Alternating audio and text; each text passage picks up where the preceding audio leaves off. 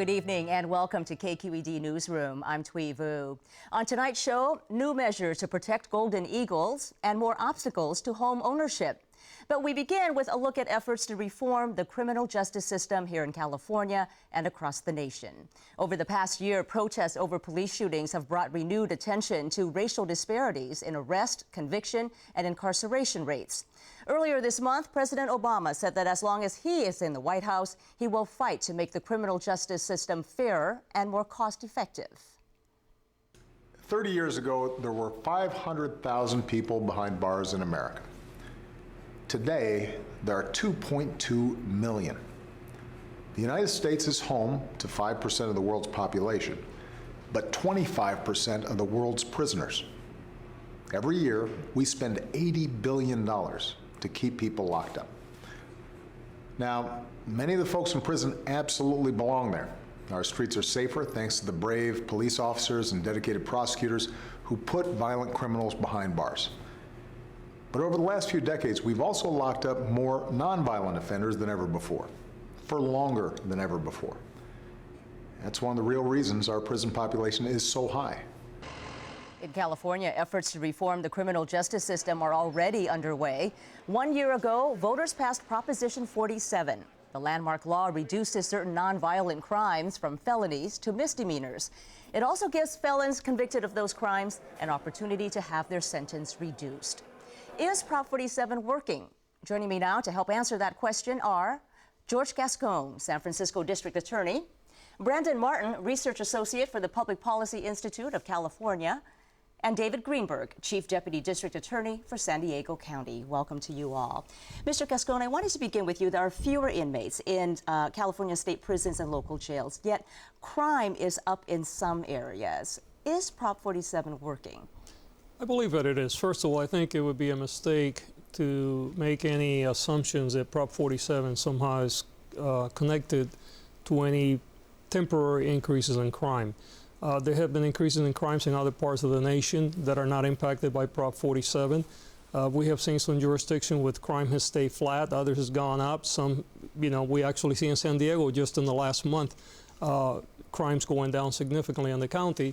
I don't think we can explain month to month whether Prop 47 is impacting these numbers yet. Well, Mr. Greenberg, what concerns you about Prop 47? How is it working in San Diego County where you are?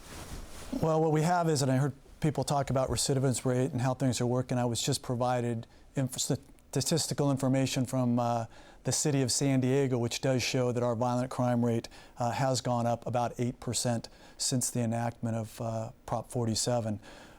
What we see is it's just a matter of how the system deals with everything.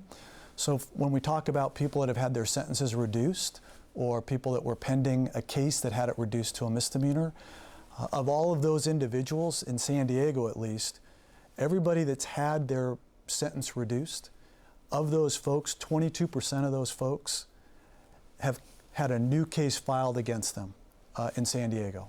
So, and of those 22% that have had a new case filed against them in San Diego, 65% were misdemeanors, 35% felonies. And what we also are seeing are people that are kind of what we call frequent flyers. We have one individual who's had 15 misdemeanor cases filed against him. So we're not talking about arrests or citations, actual cases. Another person who had 4 felony cases filed against them too. So it's really a matter of how people want to start working on these things, because people with significant criminal histories, if they commit just these possession of drugs or certain theft offenses, it's handled just as a misdemeanor. And oftentimes, depending on the agency, they're not booked into county jail, they're given a citation to appear.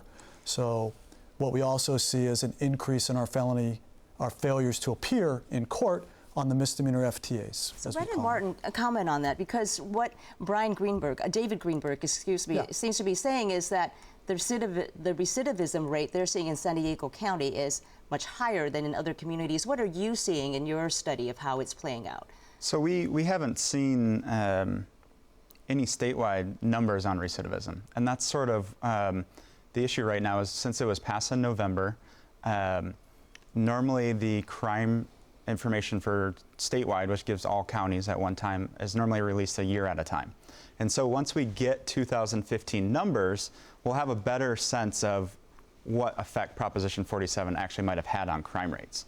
It also can be complicated to do a statewide recidivism without sort of the yearly numbers as well. And so counties have been able to sort of do shorter term studies, which can cause problems when you look at, just a 6-month recidivism window. But until we have the statewide numbers, we can't say anything about the effect that Proposition 47 has had on crime or on recidivism. Mr. Gascón, there has been discontent, there have been grumblings that people feel police officers in some departments are not arresting for misdemeanors because they figure, well, what's the point? These people are just going to get a citation. They're not going to be sent to jail anyway. Is that happening in San Francisco? Well, I think it's happening in many jurisdictions. But first of all, let's touch upon the recidivism rate. Quite frankly, if Prop 47 population would maintain a 22% recidivism rate, we should all be very happy, because the recidivism rate statewide has been as high as 70% and is somewhere around 60%. So a 22% recidivism rate would be a tremendous feat if, in fact, that is what is occurring and stay there. But I think that the problem that you ask is an important area to explore. First of all, a misdemeanor conviction is not a get-out-of-jail conviction. It implies that you could be in jail up to 1 year, and officers do not have to cite and release. There are many reasons. In fact, there are 10 different factors within the penal code that allow an officer to actually book somebody for a misdemeanor arrest, and some counties are doing so and others are not. I think that the problem is that we in law enforcement, and I include myself in that generation, we grew up in a system where we got used to locking up a lot of people, and we felt that that was the best way to provide for public safety. We continue to increase the number of prisons that had to be built. We built 22 prisons in a period of 30 years. We built 1 UC campus. We went from a budget of $1 billion a year in corrections to $10 billion a year. We went to a failure rate of about 70%, meaning 70% recidivism by 2005, 2006. We have a system that is broken. And what we did is we began to use our prison systems as a hospital for the mentally ill and those with substance abuse. Well, let me ask David Greenberg to come back into the conversation at this point, because you made 2 points that I think he would want to respond to. That a 22% recidivism rate is actually an improvement, according to Mr. Gascón. And also, David Greenberg, do you agree with his assessment that Prop 47 is not a get-out-of-jail-free card? So I'll address the first part. On the 22% recidivism, that is solely on the individuals that have had a petition to reduce their sentence granted. It's not even 1 year. We're closing in on a year. And whenever you do studies, like the other person on the panel said, you need a longer term period of time. So most of the time when you do a recidivism study, you're looking for a 3-year period of time, and I can be corrected if I'm wrong on that. But it's usually a 3-year period of time on those recidivism rates. So I would say right now what we're looking at is not a good thing, that many people on that small population. We're not talking the general population, we're just talking that small group of individuals. And then in terms of the get out of free jail card, there's 2 things to that. Many of the theft offenses now are a 180-day maximum jail sentence. So someone that could have gone to local prison because they wouldn't go to state prison because of AB 109, local prison, the maximum term is 180 days. So you think, oh, 180 days, that's fine. But when you factor in good time credits, you're talking 90 days of actual time. On your possession of drugs cases, it's 364 days of a sentence. Actual time is more like 162 days. So when you talk about AB 109, you're talking about realignment? Correct.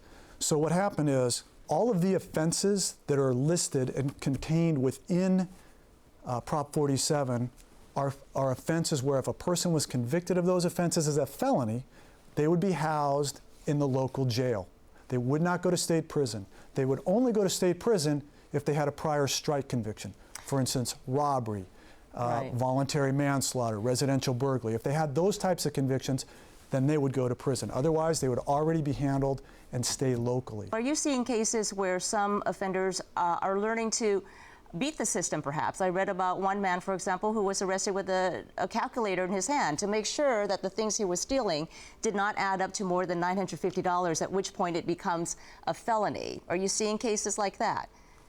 You see those cases. You are, yes. I mean, the people that are hardened criminals, they understand what's going on, and they can change their behavior to deal with that. I don't disagree with the district attorney that for those people that want help, we need to offer them help. And I can speak in San Diego, all of the offenses that were made straight misdemeanors now, except for possession of heroin or cocaine, all of those other cases were called wobblers, and you could file them as a misdemeanor if you wanted, or you could deal with them in any manner you wanted. So in San Diego, what we would do is you look at the offender, you look at the criminal history, you look at everything about that person and say, what's the best way to handle this person? So many people that get picked up on drug offenses that had strike prior convictions in San Diego, we would dismiss the strike prior and try to handle them locally. And in fact, a lot of those folks would be in our drug court, which was very effective, and we've seen a reduction in people in drug court. So those folks now don't have as much incentive to be in drug court unless they're completely down and out. Whereas before, maybe we could get them to see the light a little earlier.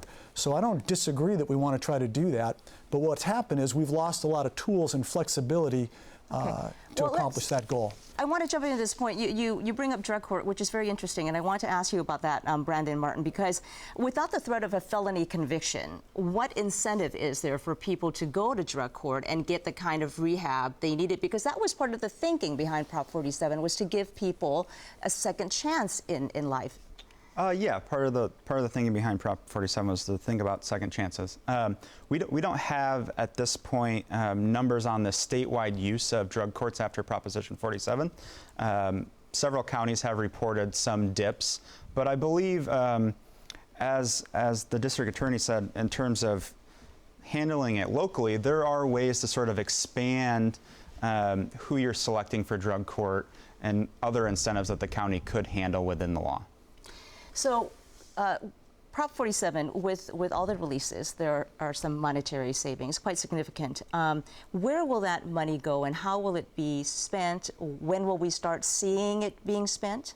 Yes. So that money will become available in 2016, and it will come back to the counties and the cities for drug rehabilitation, for mental health services, for K through 12 education, and for victims of violent crimes.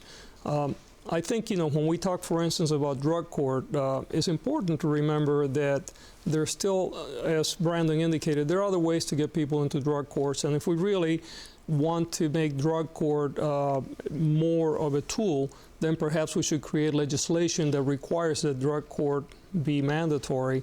I think that the problem with the whole concept of this hammer that we talked about is that hammer is so damaging across the board. When you have people that get a felony conviction for a low-level offense, you are precluding them from doing so many things like getting housing, getting employment, being reintegrated into society. So we actually reassure that they continue to stay in the system, and Prop 47 is trying to move away from that. We will see how it continues to play itself out, and maybe bring you all back in a year and see how things have progressed in a year from now. But thanks to all of you, District Attorney George Gascón, Brandon Martin with PPIC, and also David Greenberg, the Chief Deputy District Attorney in San Diego.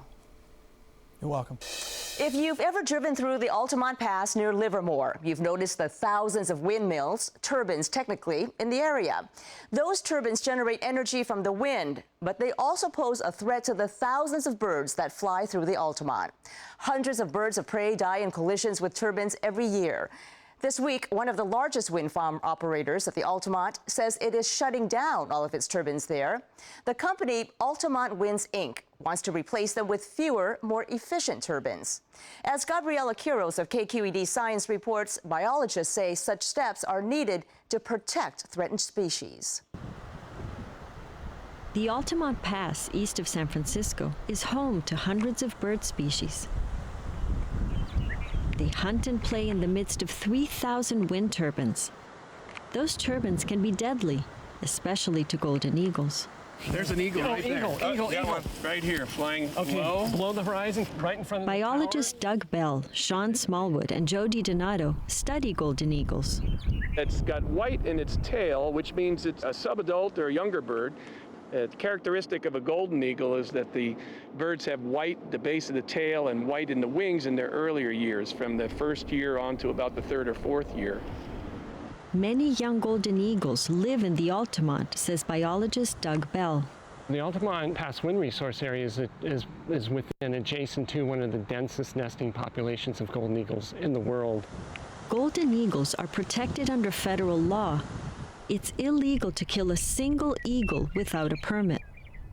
According to county estimates, 35 golden eagles were killed by the Altamont's turbines in 2013. Scientists call the Altamont a population sink. Their population's going down the drain.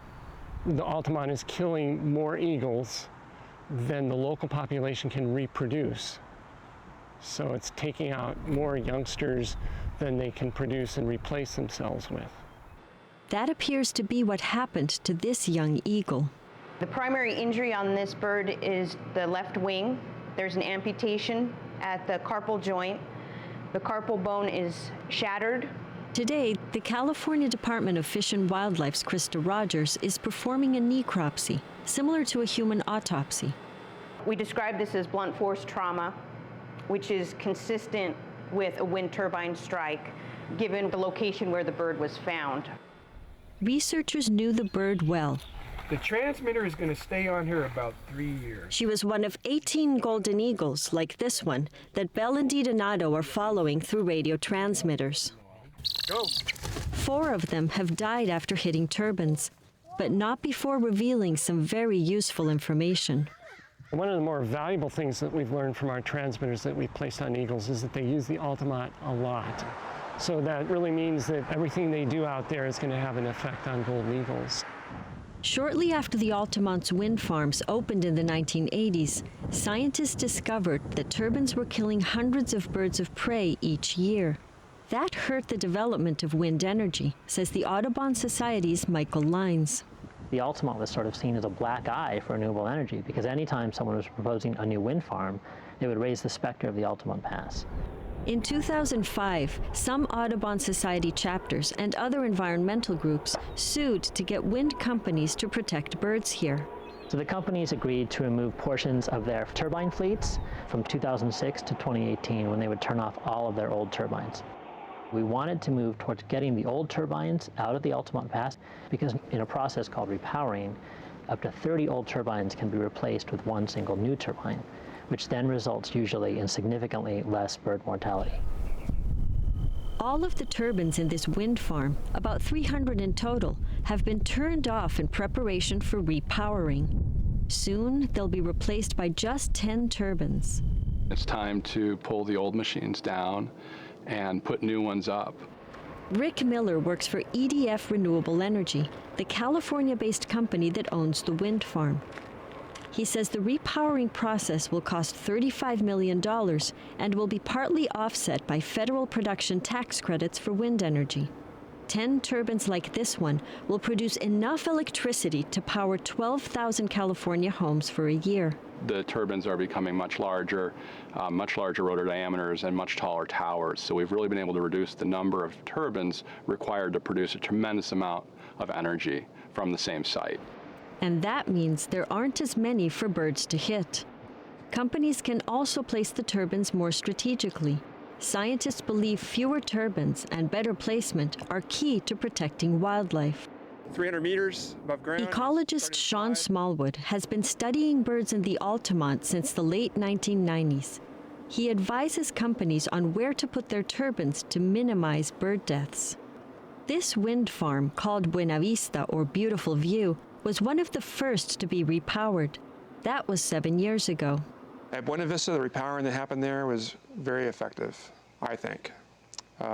It probably reduced avian fatalities by about 80% or better.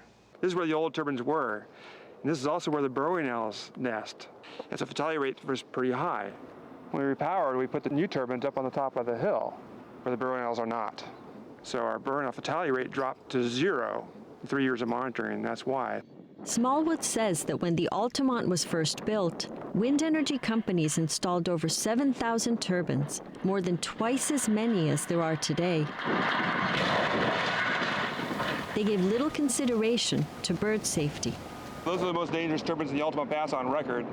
There's one 120 kilowatt turbine down there, now removed, but it's on record as having killed 1 eagle per year for 10 years. And the reason is because there's a lot of eagle traffic through the low spots of the Altamont Pass. The birds fly lower in some areas to avoid wind resistance and to hunt for ground squirrels. Golden eagles have keen eyesight, which is good for hunting prey, but it doesn't help the birds detect wind turbines, especially when they're focused on other things. Social interactions are very important. So an eagle responding to other eagles, chasing each other around, or chasing some other birds. These are dangerous social interactions that lead up to what we call events, near misses. The federal government has recently stepped up enforcement of laws aimed at protecting golden eagles. It's prosecuted 2 wind companies whose turbines killed golden eagles in Wyoming, according to the U.S. Fish and Wildlife Scott Flaherty. The prosecution of those 2 companies certainly sent a message to companies across the country. There is incentive there to come in and work with us. That incentive is new permits, which allow wind companies to kill a small number of golden eagles each year. We approach the permits as a positive step, which might seem a little counterintuitive. For example, why would Audubon be okay with giving people permission to kill birds? Before it was sort of chaos, there was no real regulation, there was no real enforcement, and we know birds were getting killed in large numbers. Now we can actually keep track of that, we can hold people accountable, and we can take steps to remedy the problem. With repowering and a greater understanding of bird behavior, scientists and environmental groups hope there can be more clean energy with fewer bird deaths. Unless you have a lot of money, buying a house in the Bay Area is not easy. Home prices in the region have jumped more than 8% during the past 12 months. According to data from CoreLogic, in Santa Clara and San Francisco counties, prices have increased by more than 16% in that time. Our guests made a documentary about their struggle to buy a home in this very hot market. I'm Michelle, and this is my family. We live in Silicon Valley, California, home to Google, Facebook, Apple, and just about every other tech company you can think of. It's a Google self-driving car! But lately, it seems like the bigger those tech companies get, the less room there is for middle-class families like us. And joining me now are the filmmakers, Michelle Joyce and Steve Fife. Welcome to you both. Thank you. Thank you. Michelle, why did you decide to film your experience? Well, I've lived in the Bay Area my whole life, and we decided that we wanted to purchase a home in the Bay Area. We're renters. We've been saving for years. And it seems like we just sort of woke up one day and looked around, and prices had practically doubled. And suddenly we just realized that we've been completely priced out of the region. And so you spent about 9 months working on this documentary. You first posted it on Facebook about 2 weeks ago. What kind of response have you gotten, Steve? You know, there's been a huge outpouring, and a lot of the reaction that we've got is from people who tell us that they're in a very similar situation to us. Very quickly after posting it on Facebook, the video had more than 200,000 views and was shared more than 4,000 times. How did your understanding of the housing crisis change during this filming? We really take for granted some of the crazy things that we've learned through this process. For example, ghost houses are a big thing that I think would be shocking to a lot of people. And what are ghost houses? Ghost houses are unoccupied homes that were purchased for investment purposes, and the owner just doesn't want the bother of tenants. So it sits empty, and in the middle of a housing shortage and a housing crisis, it's shocking to know that there are so many unoccupied homes. And is it primarily foreign investors who are doing this, or all types of investors? The real estate agent we talked to said that he estimated that 10 to 20% of the foreign investors who purchase houses through him leave those homes totally unoccupied.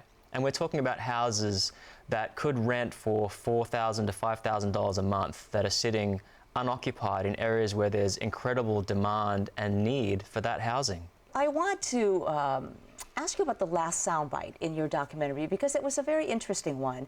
And it comes from real estate agent Ken DeLeon, and this is what he says. I think that the person who's working hard at Google has more of a right to be here than somebody just because their parents were here and they complain they can't afford a home. I would say just work harder, you know, get more education is my advice to them. Now that's quite a statement. Why did you decide to end your documentary with him and that quote? Well, I feel like there's a lot of shame involved in saying we've been priced out, and I think a lot of people do feel that they've done something wrong or made some sort of terrible life decision, and I think that a lot of people look at the struggling middle class and think the same thing. The cards are stacked against the middle class. It's a very economically hostile environment here, and I know a lot of people who are working as hard as they possibly could.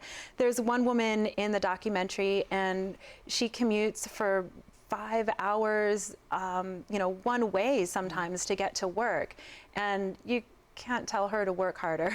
Are you thinking of going out of state? You know, we want to stay here as long as we can, but I'd be lying if I said we hadn't seriously considered moving out of the area. I've lived in the Bay Area for the past 15 years, but I grew up in Australia. And one of the dispiriting things that we learned in researching the documentary is that Sydney and Melbourne and other major cities in Australia are experiencing a very similar housing bubble. And a lot of the media reports in those areas are saying that a lot of that incredible increase is being driven by a large amount of unregulated money coming from mainland China as well. What impact do you hope your film will have then? Because what's happening here, as you just pointed out, is happening in a lot of other desirable destinations. Right. It's happening all around the Pacific Rim. If you look at Vancouver, BC, median house price there is about $1.5 million. It's happening in Sydney, Australia. It's happening in Auckland, New Zealand. And I think one of the things that we hope to do with the documentary is just to have a conversation about these things and to start the process of looking at potential solutions. Okay. Well, it's certainly very interesting, and you managed to weave a lot into your short documentary. Thank you both for being here with us today, Michelle Joyce and Steve Fife. Thank you. Thank you. I'm Thuy Vu. Thanks so much for watching. For all of KQED's news coverage, please go to kqednews.org.